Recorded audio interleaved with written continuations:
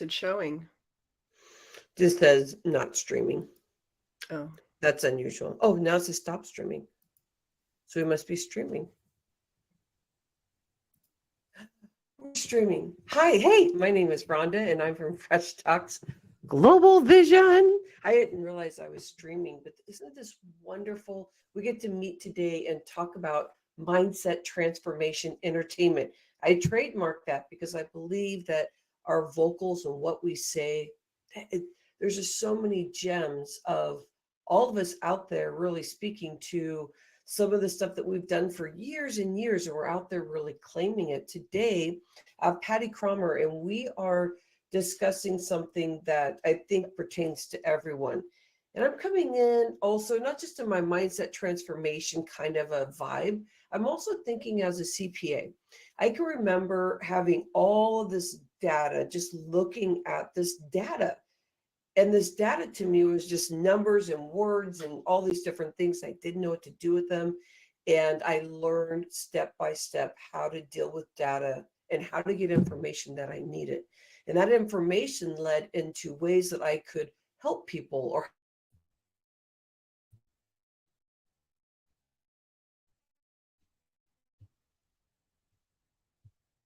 happening. All this stuff feels crazy to me because there's just so much going on. But if you collect your information, you can dial in and actually see the important things that you want to get involved in. Same thing with numbers when you're out there in business. You want to look to see what certain things are so you can start following key points that you want to follow. And it gives you information to understand you. true. So I have Pattie Craumer on here because that is one of her specialties. She's been doing this for 30 years. And let me give you a little bio before I really get her in here for the interview. Pattie Craumer has been a key player in the information industry for more than 30 years, wearing many hats as an educator, researcher, business strategist, and mentor. You see why I'm having her in here? So many cool things. We can ask any questions. Make sure that you are using the messenger if you want to add anything into us as we are live in the hive. And let's see. She's passionate about nurturing ideas, fostering communities, and guiding individuals to make their mark in the world. Pattie has also spent significant time in the positivity and well-being space, consistently challenging conventional thinking to expand possibilities in everyday lives. It's too long. Just the first two lines. That's Pattie just saying, "Oh, I have so much information," but she does. So welcome in, Pattie, and I'm so Thanks, honored Rhonda. to. I seriously am honored to have you in here. Well, thank you. Yeah, we hit it off in a previous conversation. It was just sparks flying. So here I am. Yeah. That is my life, Pattie. I'm just like when we talked, and I'm doing this because I'm just like, oh my gosh. And so if I'm acting crazy, it's because I want you to feel that vibe too, not forcing Pattie on you because Pattie is so not really just blasting out there. I know all this data, but you're going to find that this conversation is really going to support you when you start hunkering in. Make sure you get your pen, piece of paper, because there may be some things that you're going to come up with that will help you and just ideas or creativity while Pattie and I are talking. Again, add any information you want if you have any questions. Pattie, can you share with me what is your love around the data? What makes it something that feels like this really is important for people to understand their data and who they are around this data or Okay. information around it? So I think it's really interesting because terminology is also a geek place for an information person. And Rhonda and I clicked because she is all about data. You heard her say she's, a CPA, she's worked numbers for many years. I've worked words and concepts and information and managing information for meaning and organizing it for evaluation and things like that. So the two of us together are a great 1-2 punch because obviously we know that data is great. If you don't have the facts and figures, you don't have the application of the information. So Yeah. we pair up really well that way. But one of the things I think about is, information is really data that's been given meaning and been given some juiciness to use. Ooh, juiciness. I like it. Now, there may be some people on that are finding it in a recording, or they're coming in live in the Hive, because we're out there on YouTube also and Facebook. And a question for you is, there's some people here that may not, they know that they're here because they're interested in understanding some things that they may not know how to ask these questions because they haven't thought about data. What are some of the things that you find that people really start leaning in when you're talking about their data and some of the results that are available for them when they start looking at their data?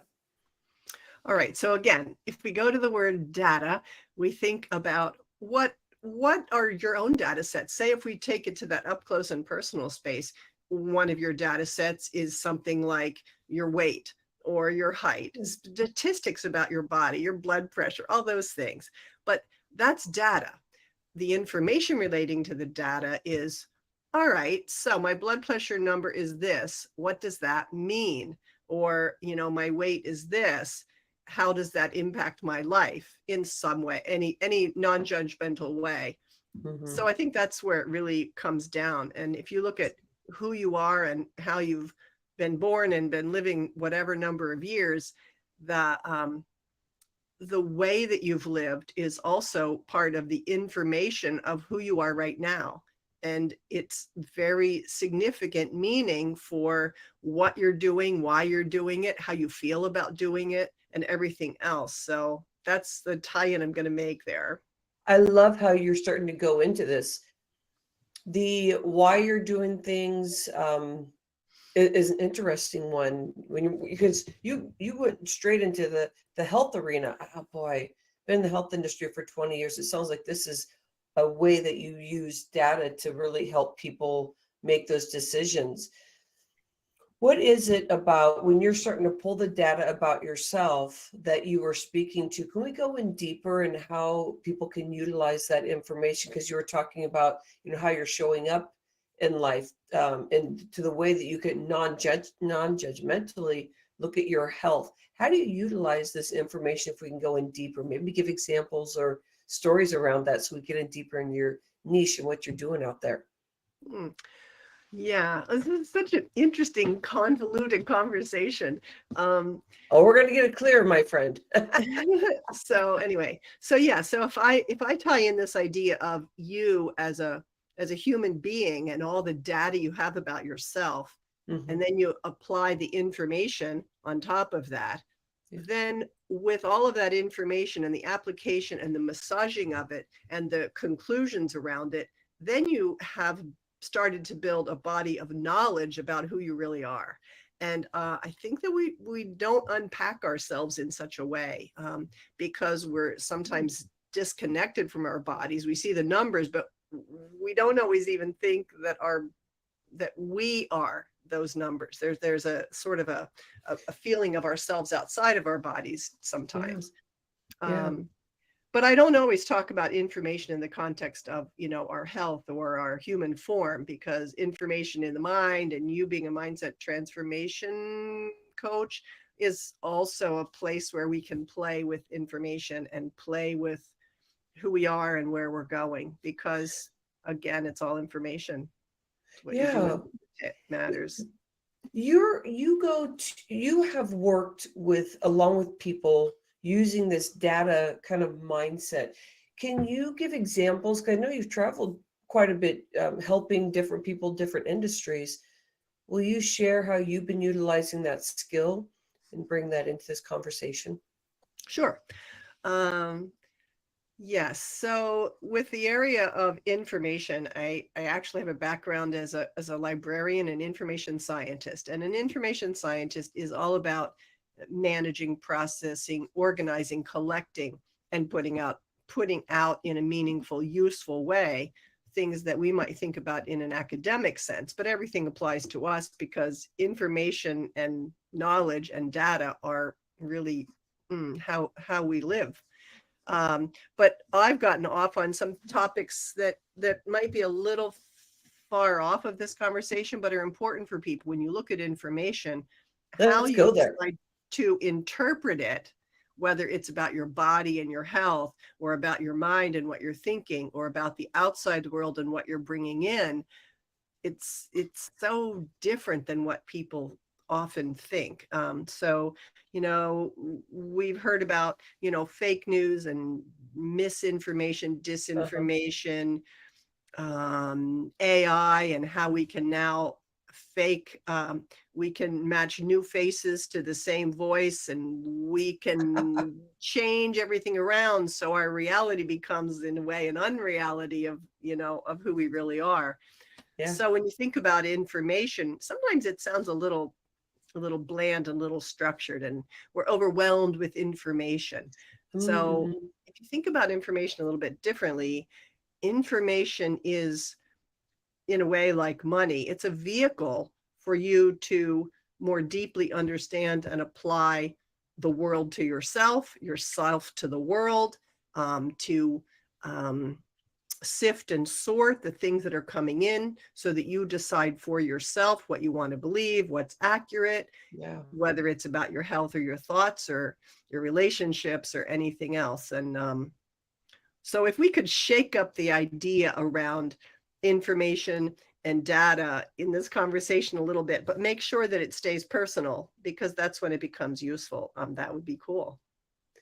Okay, so where do we go from here, Patty? Like, what's a latest project that you help somebody with data? I would love to hear, because you're right. We're kind of like macro out here talking about all these different things of data, and to me, it makes it sound kind of almost like sexy and very interesting. I love that word, sexy, but very, very interesting, because it says, oh, here, wait, you could go and you could Google or do some kind of a research, because it's all so much information is out there, but you're Exactly. seeing just a one layer, and sometimes you don't even know the question to ask.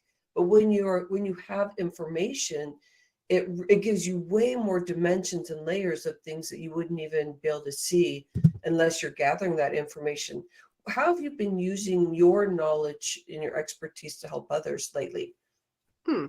Yeah, and as I get into that, I won't forget. I just wanted to pick up on something you said, which is about questions. So whenever you're thinking about information or collecting data or any of that, Yeah. it's always about the question, isn't it? It's not that the question is a way for you to find out about somebody so that you can sell something necessarily, though sometimes it is. And I think we think about that in a way. Mm, But the information is about, what do you really want? What are you really looking for? So if you don't ask the right question, you can't possibly get the right response, whether you're doing a Google search or you're talking to another person and yeah. you want some information from them about something. And so I think that's also interesting, a little bit of, training and fun to say, hey, if I asked a question a few different ways, what would that person respond with? And it's really fun what kind of different answers you can get by how you ask a question. Or So you is think this you're asking part a question right, but you're actually not asking it for the way you want the response to come out, Hey, or Patty, even so are from Google. we asking about like the base of gathering data? So the ways that you ask questions, and that's the base of how you're pulling the data together. Is that where we're going with this? Mhm. What were your examples that you were sharing there? Well, I was just thinking that information is about, what are you seeking? If you don't know what you're seeking, you have trouble going after it. And a lot of people don't know what they're seeking. So they have trouble finding the answer, whether they're, Yeah. like I said, looking on Google, or talking to a person about something they want, or interviewing a client for, something they want. And I think we just aren't trained in that. And, one of the things that I teach in my work as a professor at a community college in the research department is that exact thing. They come with these questions, these students, and they don't know what to ask. They don't know how to approach a question with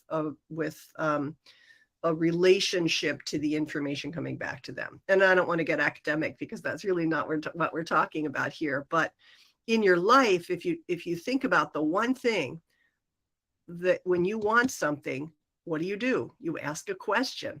You're seeking information. And when you're seeking information, you want to make sure, without being too heady, what are you looking for? What do you really want from that question you're asking? And so I think when we can get overwhelmed, and I hear myself saying it all the time, there's so much content. It's content is information. Content is just swallowing us up because it's so easy to create and it's everywhere we go. And, how do we sort it? And one way to Okay. sort it is to ask a good question. One way to Okay. sort it is to think about where to go for the answer you really want. If you go to the Okay. wrong Let me place, you break won't that get the right down. answer. Let me break that down because I want to make sure that like you're giving so much good information. We take a step back. The first step is making sure that you're gathering the information that you want to gather, that you know what your information is. You're asking questions and you're because what we're first talking about is like if you want to use that information, then you want to know how to look at it because you want to know what the results or the specific questions that you're looking for. So like first step is gathering the information, making sure it's the right information. And then from there, you can pick and pull it however you want to get the information of what you're, like sometimes you have a group of stuff going on and you're like, oh, well, this whole survey of new clients or new people that I think is important for me to work with, and you start interviewing people and start talking to them and you ask specific questions, then there's your information. Then you can pull it together and that data can really give you answers to a lot of things. Am I doing the steps right? Like that's why you'd want to kind of pull your data together, pull it different ways so you can see at different angles and then be able to make decisions. Am I going in the right direction there?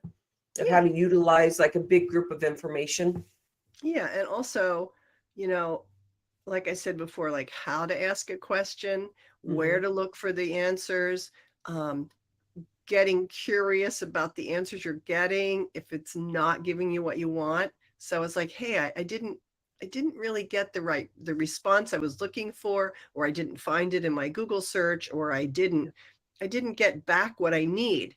So I think a lot of people get frustrated because they didn't receive what they needed. And it could be in any of these contexts, whether it's with your health or your relationships or your work or whatever. And that's also, it's a mental process of thinking, how can I ask the question differently? Where can I look for the information in a new place or a new way? And Hmm. how can I get curious about it if it's not working? Because sometimes, you're just not getting what you want, even if it's Yeah. in a conflict in a relationship. Is like, all right. Um, and one of the things that, one of my in my relationship with my brother one time, I was frustrated because I wasn't getting out of my stuck situation. And he said, well, you keep asking the same question. How can I Hmm. get out of my stuck situation? And you keep looking for the solutions in the same place. He Uh-huh. says, you can't do that. One of the ways you can get out of your stuck situation is to get more information, which will tweak your head around that stuckness and give Yeah. you some new fuel for something. Ooh. Um, so I really appreciated that. It's a tiny thing. It doesn't relate to my work, but it has related to me. What do I not know, or what do I need to add to this pile so that I open it up Yeah. if I'm not getting what I want, or I'm not getting the response, or not moving forward. I like that because we were actually really serving the business communication around here. Oh, thanks, Tanya. Thanks for coming in. Yeah, and Tanya, we're talking about data, and Patty's part of Be Connected. Also, she's been here for like a month, and we're kind of coming together in like how can business owners or in your lifestyle, how can you use your data to really give information so that you know the answers to certain things. And I love what you've been talking about, Patty, and I'm trying to kind of meet with you here in because you've done a variety of things. So you do work in academia. What other ways have you used data? What kind of people have you worked with? Have you been working with individuals too? Because I know you've traveled quite a bit doing things. I know you're in the academia world. Where have you been utilizing your expertise over this 30 years? Hmm. Well, I've been in what we'll call the information industry. So previous to the internet, when there was no way you could just Google it, which is our standard method now, not always accurate and good, but it's the way we do things. I worked for companies who prepared collections and data sets. I think you're gone. Collections and data sets that would help people to draw conclusions. They could have been in the pharmaceutical industry, or they could have been in any other field or endeavor. So they were gathering information, and this information was collected into these things called databases. So I went around the world basically and taught people how to use that information in the environment they found themselves in. So could have been that they were looking for competitive intelligence related to how they make the right decision for a merger and acquisition candidate. Mhm. It could have Wow. been something about clinical trials and pharmaceuticals, and which ones are in their competitive group are moving forward the fastest in the same place where they're developing a drug. It could have been something simple like, I want to go to a fair that is, hosting people in the field of personal development or an activity. Which ones are listed around the world? Because I'm going to be on vacation in Finland, and maybe there's some kind of an information company or activity that I could go to when I'm there. So some of it was fun and frolicsome, but anyway, so Yeah. I worked with those companies and individuals to help them to solve their um, information needs. Yeah. I love that. What do you So love about working in this area? Because well, I know I want to bring this forward because I do, after being a CPA, and I still use a lot of those skills with when I'm coaching people, just to kind of gather information, be able to take a step back and like what we talked about, like knowing how to ask the right questions so you get the right information. And before I was in accounting, my major used to be sociology, and it was all oh, about gathering information and yeah, trying to figure seriously. out, like, is that good data? And then where do I want to go with that data? So I understand my love for this space. What is it that gets you excited about being in this information data arena? All right. I think a lot of us in the area of personal development are curious about life, curious about themselves, curious about supporting others. And, information and knowledge and data are all part of learning about the world we live in, not only ourselves. So that's what sends me off, because it's a field that's always popping with something new. So the information field is highly technical. Mhm. The information field is highly personal. The information field is dynamic, and everybody's moving and learning all the time. Yeah. And information is part of our fuel to do that. And that's something that turns me on, so. Yeah. Yeah, and with us being in this arena of like seeking for us to get to know ourselves more so that we can get out there in a way that's like authentically us. So Yes. I could see why we could all really be into this data collection, asking the right questions, kind of comparing.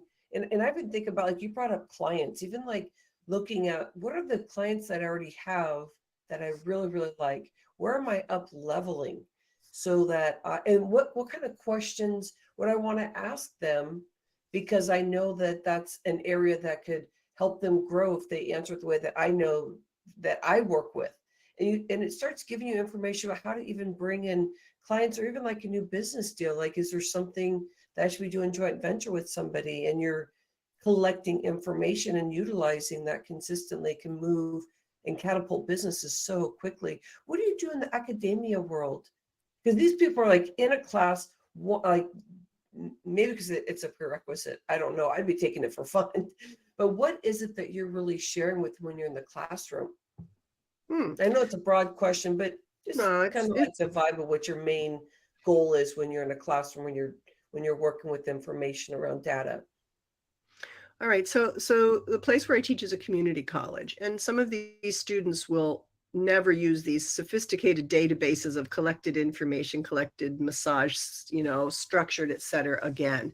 But I think one of the most important things for people to understand is you always need to know how to find information and where to go for it, and to evaluate it so that it's a good quality, so that it's worth putting your time and energy into reading that article, understanding the Mhm. bias of an article, understanding if the, this is again academic, but understanding if the author, the creator of that article, is speaking in a knowledgeable way. So are they Yeah. credible to say what they're saying? So I think that as all of us in the world can become more aware of the information that we look at and why we're looking at that and what is our motive in looking at that, that's what I really teach students. It is how to find information, and it's also how to relate to information. So when you go off into the world on the daily basis and information is this common word, what is it anyway, sometimes that they Yeah. have a relationship with that word, and these ideas come into their heads of, oh yeah, I need to look at the information where it comes from. Oh yeah, I need to make sure that my information is legit. And on Google, most of it is questionable without evaluation. Not that it's all bad, but you have to question it. Okay, you're going in a great area here because there's something that I breathe in every day when I run this show and when I go in and say, okay, I'm going to write a newsletter. And it is that I believe that every time we use our vocals, that we are really, I call it hashtag speaker, locking arms, which is just us speaking. Everybody is a speaker no matter Mm, what. I know we have some speakers on the platform here, but it could be just like how you're sharing information with your family and sharing that, you know, mhm. much you love them. When I take a step back and I really look at this, because it's going to be a question for you, is I start looking at the blaming and the shaming that's going on out there. And sometimes it's evolved around like these stats, like, you know, only 80% of these Mm, people are doing this or 20% of that, and it can sway emotion.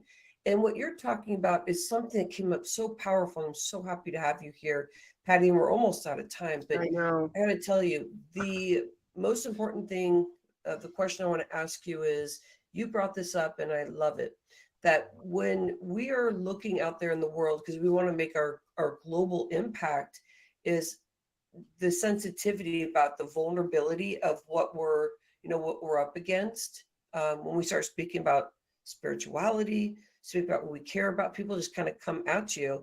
And if you're not in the mainstream general population kind of a view, that doesn't always mean that that's a bad thing, because sometimes those are people that make really loud noises, that they believe that, you know, that you should be doing this and blaming this and that. But when you start looking at the data and maybe news, you know, they take a slant, and sometimes you realize that's not really good quality information that they're using. So I think what you're saying also, if I can partner with you, tell me what you think about this. It's almost like you're starting to get more educated on the information that you're chewing, that you're eating and breathing in. You're just like, that doesn't feel right.